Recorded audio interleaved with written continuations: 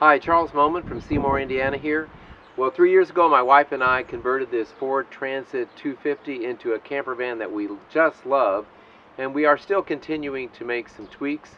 And today I'm going to start working on reconfiguring how I keep my EcoFlow power stations placed in here just to make it a bit more convenient. And I'll tell you all about that. Thanks for watching. So if you're new to our channel, this is a 2018 Ford Transit 250 medium roof, 148 non-extended, non-EcoBoost cargo van. We love it. We decided from the get-go we did not want a bed platform like this with a garage underneath. We wanted to go in and out the back door, so we chose to do platforms. So that changed how we did our battery system, because most people have a garage underneath, and you see them, most of them have 100 or 200 amp hour lithium batteries that look like car batteries, and they have everything lined up and all the wiring underneath. And so I had to figure out a way to do that. So what I chose to do was, with these boxes, I dedicated 2 of the boxes to batteries. So we have an EcoFlow Delta 1300, a Delta Max, and I've got this little River, not the River Pro.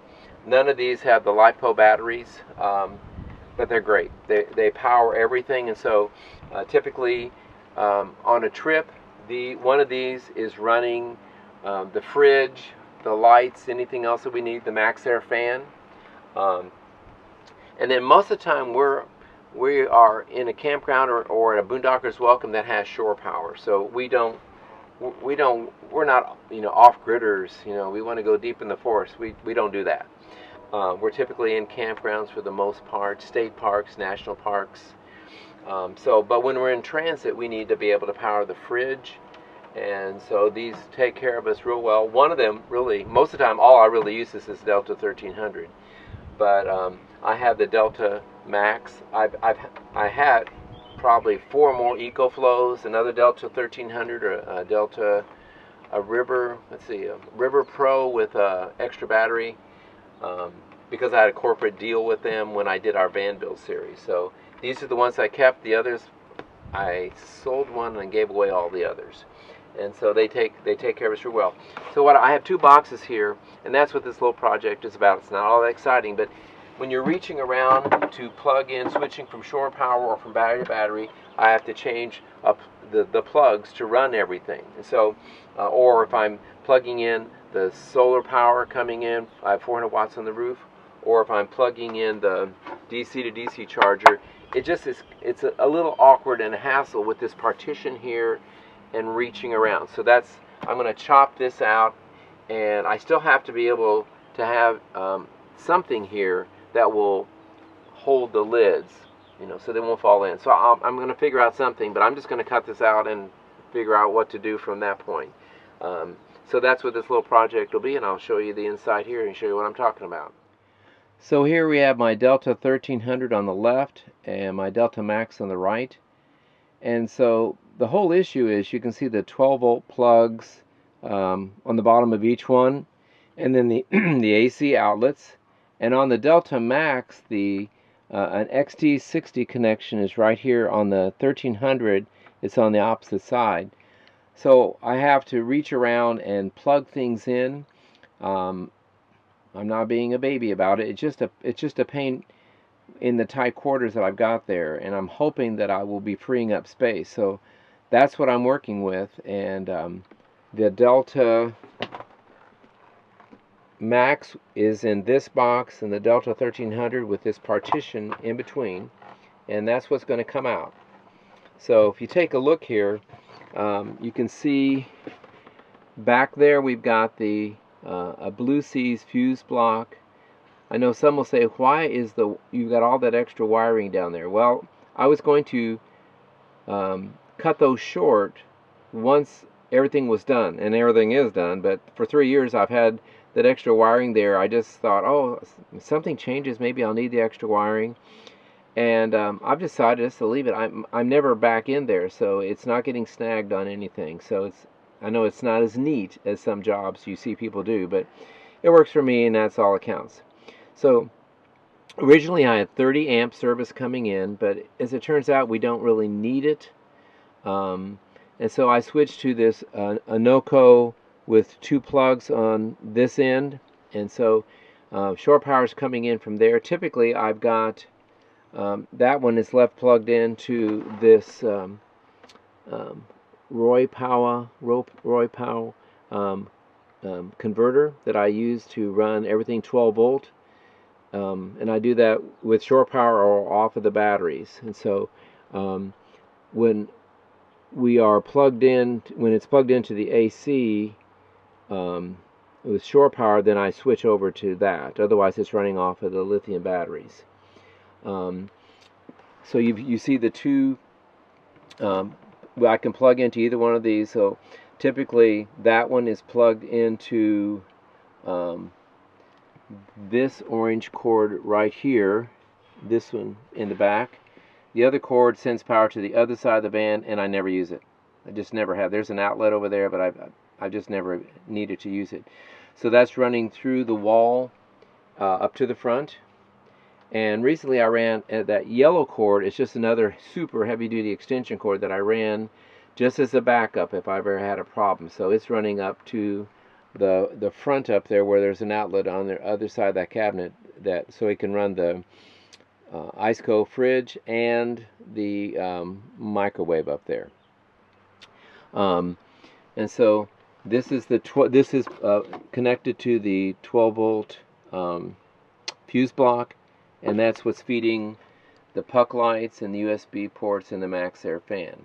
This cord right here is going to the Victron DC to DC charger, so it's running through the wall and here, so it's long enough so I can reach to plug in either one if I want to charge with the alternator while we're driving. Here is the solar connector, and so there are the solar cords, and they're coming through the wall down from the roof. And so that pretty much explains what I've got going here. In case you're wondering, that little switch back there turns on a underglow lights that I have on the top of the van, actually, and I've got underglow lights underneath, and it's switched with another panel by the sliding door.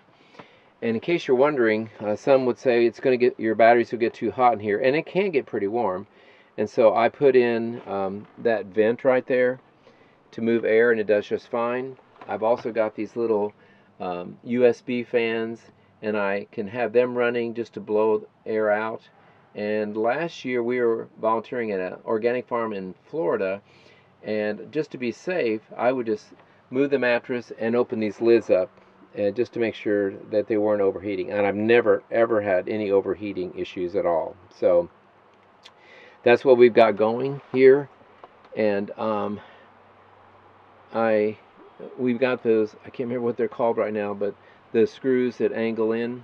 Why am I not thinking of it? Anyway, I thought I was going to have to cut this whole partition out, but all I have to do is just take those screws out, and then we'll see what I need to do there. I've got 2 platforms. I think they're going to come out. I'm going to make 1 platform. So I'll take it apart and then see what I need to do. So that is what this project is all about. And just like that, it's done. I might add something back here to keep them from sliding forward, like a little board on the floor. We'll see, but it'd have to be quite a jolt to make them move, but I'll do something there. And now I can easily get to the AC plugs and the 12 volt plugs in the back, and everything that plugs into them is all back here. I can easily reach to the front, turn them on and off.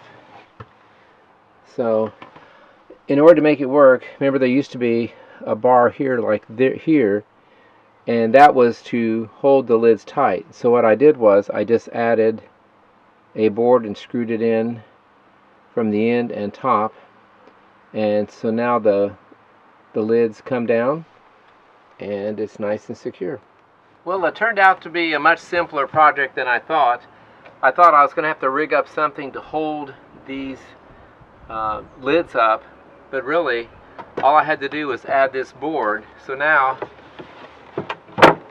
they stay put, nice and rigid like it was before, and I countersinked some screws in here into that board. So I don't know why I didn't do this sooner. I had someone suggest to me on one of the transit pages, they think I should have the power always plugged into one of these, whether I have shore power or not. And I mean, I know what they're thinking. I wouldn't have to unplug anything, but most of the time we're on shore power. So why run one of these for hours and days at a time with that inverter always running when I don't need to run it? So I think it's less wear and tear. So I understand the reasoning, but I'm not going to run these all the time if I don't need to. I run them when I need to, and I think that will prolong the life. Another suggestion I had was I could have a switch where everything is into a switch and it would send the power one way or the other.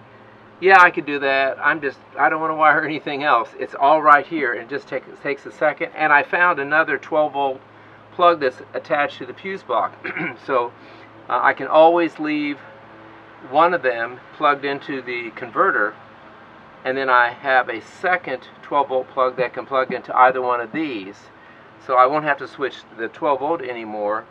And as I said, I normally on a typical trip only use one of these. If one of them gets down to under 50%, I might switch over and just let the other one get charged up with solar or the DC to DC charger or at shore power, but I almost never do that. So this is just going to make my life so much easier, and I actually can stand back there and switch whatever I need to switch, like especially when we're leaving a campground. Sometimes it might be a little dark. I can just pop open the back door, unplug from shore power, and then come in here and just switch a plug quickly, and I'm done.